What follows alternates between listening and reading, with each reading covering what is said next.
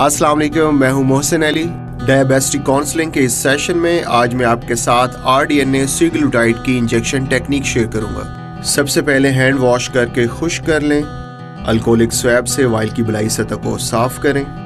RDNA सेगलुटाइड dose 0.25 mg को जब हम यूनिट्स में कन्वर्ट करते हैं तो 19 यूनिट्स बनते हैं, जो कि सिरिंज में इस तरीके से भरे जाएंगे। डोज 0.5 mg 38 यूनिट्स बनते हैं, जो कि सिरिंज में इस तरीके से भरे जाएंगे। डोज 1 mg 76 यूनिट बनते हैं, जो कि सिरिंज में इस तरीके से भरे जाएंगे। सिरिंज में मतलूबा यूनिट्स की एयर भरें और इसको वाइल में इंजेक्ट कर दें। अब आप प्लंजर को पीछे खींचें और इसको 19 यूनिट तक भर लें।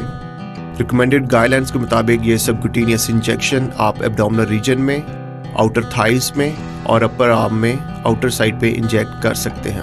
हम ये इंजेक्शन एब्डोमिनल रीजन में इंजेक्ट करेंगे तो बेली बटन से 3 फिंगर्स गैप पे हम एक ऐसे फोल्ड बनाएंगे और फोल्ड बना के हम इस इंजेक्शन को 90 एंगल पे बिल्कुल इस तरह से इंजेक्ट करेंगे और प्लंजर को पुश कर देंगे और इस तरीके से हमारे 19 यूनिट्स की डोज इंजेक्ट हो जाएगी।